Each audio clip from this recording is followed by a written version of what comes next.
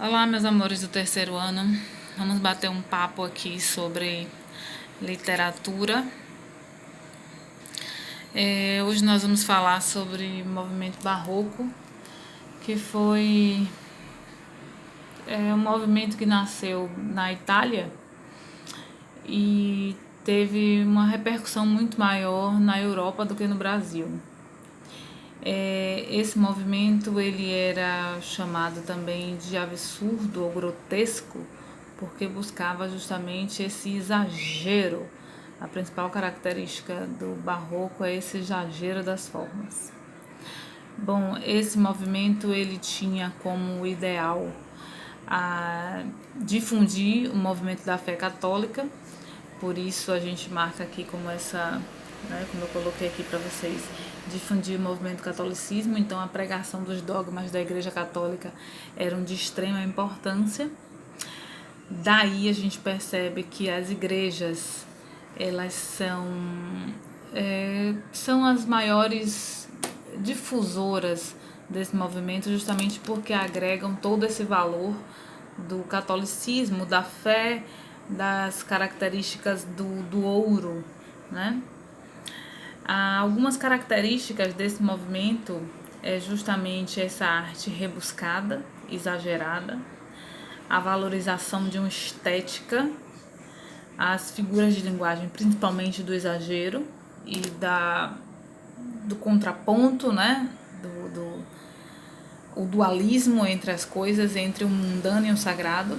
Daí, certa feita, eu até escutei alguém dizer que as festas religiosas elas tinham essa frequência de parte dela ser da fé e a outra parte profana, justamente porque era a questão da difusão do catolicismo. E aí, como as pessoas queriam também exagerar, tinham exagero, então por isso as festas, talvez seja verdade mesmo, né? As festas tenham essa coisa do mundano e do sagrado. Outra característica é a obscuridade, o jogo de palavras, por isso tem o dualismo, o jogo de ideias, a valorização do contraste e as formas curvilíneas. Então, todas as vezes que vocês observarem a arte barroca, vocês vão perceber que existem essas características. No Brasil, a gente pode citar aqui Bahia e Minas Gerais como os lugares de maior difusão dessa arte barroca. Agora, vale lembrar que a gente está falando do período de pós-descobrimento, então a gente ainda não tinha veias culturais tão marcadas, né?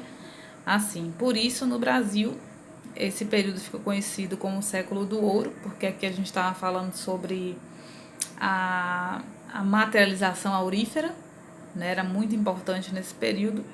E aí, um dos artistas de maior renome é Aleijadinho.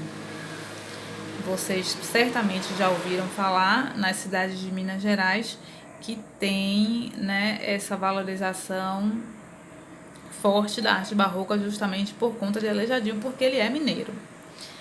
Autores, né, outros autores que a gente tem desse período barroco são Gregório de Matos, Bento Teixeira, Frei Vicente Salvador e Frei Manuel de Santa Maria. Então, observem que a gente tem aqui, Frei, justamente porque era a questão da difusão da fé católica, dos dogmas da igreja, da fé e essa questão do sagrado. Bom, eu gostaria que vocês pesquisassem mais sobre isso para que quando a gente estivesse nas aulas presenciais, a gente pudesse discutir mais e observar outras características e outras valorizações do período barroco, ok? Beijo para vocês e até a próxima.